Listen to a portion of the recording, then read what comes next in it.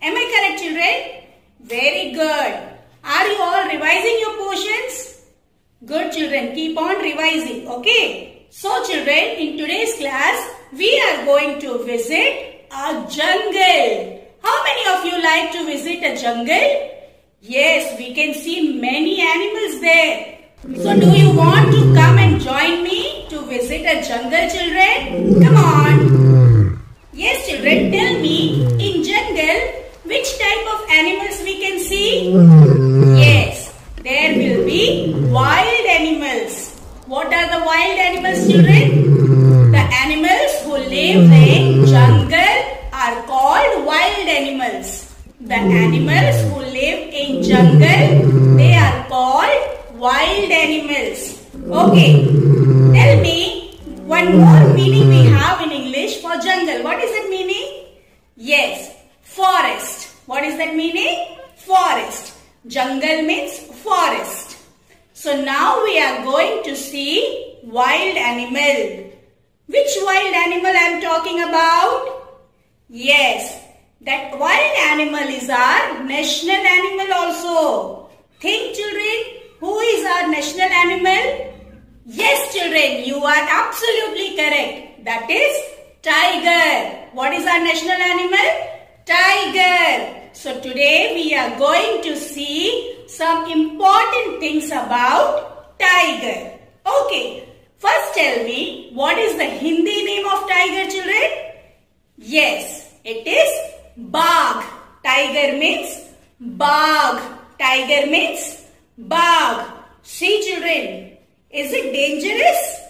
Yes, it is dangerous because all wild animals are dangerous. Okay, they kill animals as well as human being also. So now, children, in today's class, we are going to see one composition, Nibandh, about this tiger. Okay, do you know, children, tiger is the fastest animal. He runs very fast. Yes, cheetah क्या करता है? बहुत तेज दौड़ता है. Tiger is the fastest animal. And do you know, children, what does the tiger eat? Tiger never eats dead animals. First, tiger kills the animal and after that only he eats that. Yes, first tiger kills the animal and then only he eats that. Okay, he doesn't eat dead animals. मरे हुए जानवरों को नहीं खाता. Okay, children, and the tiger's teeth and nails are very sharp. तेज होते हैं, very sharp. Yes. So tiger kills the animal as well as human being with the help of his sharp teeth and nails. Sharp teeth and nails. Teeth means dant. Nails means nakhun. So tiger's teeth are very sharp and nails are also very sharp. Okay, and how many legs he has? Yes, he has 4 legs. Tiger has 4 legs. Okay, children. So now we will see Nibandh about Bagh. Okay, children. What is the first sentence, children? Bagh जंगली जानवर है. बाघ जंगली जानवर है. Tiger is the wild animal. जंगली जानवर means wild animal. बाघ जंगली जानवर है. Why it is called the wild animal? Because it lives in jungle. बाघ जंगली जानवर है. Second point is, ये हमारा राष्ट्रीय पशु है. राष्ट्रीय पशु means national animal. राष्ट्रीय पशु means what, children? National animal. So tiger is our national animal. यह हमारा राष्ट्रीय पशु है. These are the important things about tiger. Okay. यह हमारा राष्ट्रीय पशु है. राष्ट्रीय पशु means national animal. Third point, यह जानवरों को मार कर खाता है. I told you ना. Yes, first tiger animal, then eats. First, tiger kills the animal, then eats. यह जानवरों को मारकर, मारना मीन्स टू किल, मारकर खाता है. यह जानवरों को मारकर खाता है. नेक्स्ट इज, इसके दांत और नाखून पैने होते हैं. पैने मीन्स वेरी शार्प. दांत मीन्स टीथ. नाखून मीन्स नेल्स. सो इसके दांत और नाखून पैने होते हैं. Tiger's teeth and nails are very sharp. पैने होते हैं means very sharp. Tiger's teeth and nails are very sharp. इसके दांत और नाखून पैने होते हैं. एंड लास्ट पॉइंट इज, यह 4 पैरों वाला है. How many legs he has? 4 legs. 4 means 4. पैरों means legs. Okay, so tiger is the 4 legs animal. Tiger is the 4 legs animal. यह 4 पैरों वाला है. Okay, so these are some points about tiger. Now children, we will see the same points in fill in the blanks form. Okay, इन खाली जगह के रूप में हम देखेंगे. See, बाघ. बाघ जंगली डैश है. बाघ जंगली डैश है. What can be written in dash? Tiger is the wild animal. Tiger is the wild animal. So for animal, we have 2 meanings in Hindi. One is जानवर and another one is pashu. One is जानवर and another one is pashu. So here what is given, children? बाघ जंगली. जंगली means wild. Dash है. So जंगली, with जंगली we will write जानवर. With जंगली what will we write? जानवर. बाघ जंगली जानवर है. So how will we write जानवर, children? ज, आ की मात्रा जा, न, जान, व, र. जानवर. जानवर means animal. So बाघ जंगली जानवर है. Tiger is the wild animal. Second, यह हमारा राष्ट्रीय डैश है. यह हमारा राष्ट्रीय डैश है. राष्ट्रीय means national. So what is tiger, children? Our national animal. What is tiger? Our national animal. So national means राष्ट्रीय. So here for animal, which meaning we will write? Pashu. What will we write, children? Pashu. So राष्ट्रीय पशु है. So how will we write pashu? प, श, छोटी ऊ की मात्रा शु. पशु. So यह हमारा राष्ट्रीय पशु है. This is our national animal. Third point, यह जानवरों को मारकर डैश है. यह जानवरों को मारकर, मारना मीन्स टू किल, मारकर डैश है. क्या करता है मारकर? खाता है. What does he do? यह जानवरों को मारकर खाता है. So what will we write in dash? खाता. ख, आ की मात्रा खा, त, आ की मात्रा ता. खाता. खाता. यह जानवरों को मारकर खाता है. Fourth point is, इसके डैश और नाखून पैने होते हैं. sharp in tiger? Yes. Teeth and nails. So nakhun is given. Nakhun means nails. Nakhun is given. What are the remaining things? Yes. Teeth. So what is the meaning of teeth, children? दांत. So इसके dash और नाखून पैने होते हैं. What will we write in dash? दांत. What will we write? दांत. The आ की मात्रा चंद्र बिंदी at the top. दांत. दांत. इसके दांत और नाखून पैने होते हैं. And last point is यह डैश पैरों वाला है. यह डैश पैरों वाला है. How many legs he has? 4 legs. So 4 means 4. 4 means 4. How to write 4?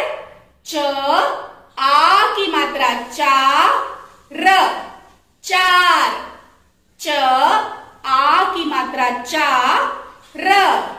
4. यह 4 पैरों वाला है. यह 4 पैरों वाला है. So these are the points about बाघ, tiger. Shall we see again? बाघ जंगली डैश है. जानवर. बाघ जंगली जानवर है. नंबर 2, यह हमारा राष्ट्रीय डैश है. पशु. यह हमारा राष्ट्रीय पशु है. यह जानवरों को मारकर डैश है. यह जानवरों को मारकर खाता है. इसके डैश और नाखून पैने होते हैं. इसके दांत और नाखून पैने होते हैं. लास्ट इज यह डैश पैरों वाला है. यह 4 पैरों वाला है. Shall we see again? बाघ जंगली डैश है. जानवर. बाघ जंगली जानवर है. नंबर 2, यह हमारा राष्ट्रीय डैश है. पशु. यह हमारा राष्ट्रीय पशु है. यह जानवरों को मारकर डैश है. यह जानवरों को मारकर खाता है. इसके डैश और नाखून पैने होते हैं. इसके दांत और नाखून पैने होते हैं. लास्ट इज यह डैश पैरों वाला है. यह 4 पैरों वाला है. Okay children, so this is the निबंध about बाघ, tiger. I hope all of you have understood clearly निबंध बाघ.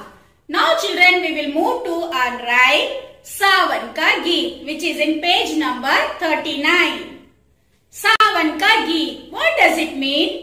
Sawan is the month of rain and Geet means song. So Sawan ka Geet means the song of rain, song of Sawan. Usually people in this month play in swing and sing a song. Okay children, so in this rhyme children are asking their wishes to their parents, what they want to do in this Sawan month. Okay children, now we will see their wishes. सावन का झूला इस बार इतना बड़ा डालना. सावन का झूला. झूला means swing. So what that children are asking to their parents, this time you put so big swing of Sawan month. सावन का झूला इस बार इतना बड़ा डालना. What children are asking? This time you put so big swing of Sawan month जिसमें समा जाए संसार, in which the whole world can be filled, in which the whole world, संसार means world, जिसमें समा जाए संसार. So the children are asking, this time you put the big swing of Sawan month in which the whole world can be filled. The whole world can be filled, जिसमें समा जाए संसार. See the child's wish. सावन का झूला इस बार इतना बड़ा डालना, जिसमें समा जाए संसार. The children want the whole world should be there in the single swing. What they want? They want that swing should be filled with the whole world. That swing should be filled with the whole world. That is why they are asking their parents, this time you put so big swing of Sawan. सावन का झूला इस बार इतना बड़ा डालना, जिसमें समा जाए संसार. उस डाली पर, डाली means branch, where we put swing, children, on the branch of trees, correct? So उस डाली पर, on that branch, जो फैली है, which is extended or spreaded, उस डाली पर जो फैली है आसमान के पार. See the child's wish, children. What they are asking? The swing should be on that branch which is extended आसमान के पार, across the sky. आसमान means sky. So the children want the swing should be on that branch which is spreaded across the sky. आसमान के पार. उस डाली पर जो फैली है आसमान के पार. उस रस्सी का, रस्सी means rope. रस्सी means what, children? Rope. उस रस्सी का कोई न जिसका पारावार. पारावार means the thing which doesn't have any end. The thing which doesn't have any end is called paravar. So what they want? उस रस्सी का कोई न जिसका पारावार. That the swing should be hanged with that rope which doesn't have any end. So they can go long with that swing. उस रस्सी का कोई न जिसका पारावार. एक पेंग में, पेंग means when we push the swing, that is called one peng. When we push like this and come back, it is called one peng. Peng. So एक पेंग में, in one push, मंगल ग्रह के द्वार. मंगल ग्रह means Mars planet. मंगल ग्रह means Mars planet. Okay, where is Mars planet, children? It is very far from the earth. Mars planet is very far from the earth. So what that children want? That swing, in one push they want to go across the sky. मंगल ग्रह के द्वार. द्वार means door. दरवाजा. द्वार means door. Darwaza. So in one push, in one swing, they want to go in the door of Mars planet. Mangal grah ke dwar. Where they want to go? Mangal grah ke dwar. On the door of Mars planet. और दूसरी में, and in second push, एकदम से अंतरिक्ष के पार. अंतरिक्ष means space. अंतरिक्ष means space. space, and in second push they want to go across the space itself. So they want to fly in the swing. So this time this sawan ka jhula should be that much big. So they want to go in second push across the space. Antariksh ke par. Antariksh means space. Okay children, so this is the rhyme Sawan ka Geet. Have you understood children? Very good. So shall we repeat the rhyme? सावन का गीत. सावन का झूला इस बार इतना बड़ा डालना जिसमें समा जाए संसार. उस डाली पर जो फैली है आसमान के पार. उस रस्सी का कोई न जिसका पारावार. एक पेंग में मंगल ग्रह के द्वार और दूसरी में एकदम से अंतरिक्ष के पार. Once more children.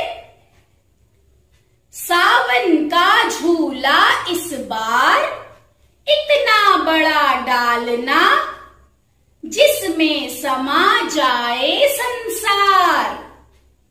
उस डाली पर जो फैली है आसमान के पार. उस रस्सी का कोई न जिसका पारावार. एक पेंग में मंगल ग्रह के द्वार और दूसरी में एकदम से अंतरिक्ष के पार. So I hope all of you have understood this rhyme. Shall we see the hard words which came in this rhyme children? See. Geet. Geet means song. Geet means song. Jhula. Jhula means swing. Jhula. Jhula means swing. Rassi. Rassi means rope. Rassi means rope. Dali. Dali means branch. Dali means branch. Dali, branch. Asman. Sky. Asman. Sky. Asman. Sky. Mangal Grah. Mars planet. Mangal Grah. Mars planet. Dwar. Door. Dwar. Door. Dwar. Door. Okay children. So these are the hard words which we have seen in this rhyme Sawan ka Geet. Shall we repeat once? सावन का गीत. सावन का झूला इस बार इतना बड़ा डालना जिसमें समा जाए संसार. उस डाली पर जो फैली है आसमान के पार. उस रस्सी का कोई न जिसका पारावार. एक पेंग में मंगल ग्रह के द्वार और दूसरी में एकदम से अंतरिक्ष के पार. So have you enjoyed the rhyme children? Very good. So I hope you have clearly understood the Nibandh Bagh and this rhyme Sawan ka Geet. So keep on revising children. We will meet in next class. Till then, be happy, be safe, be healthy. Thank you children. Dhanyavad.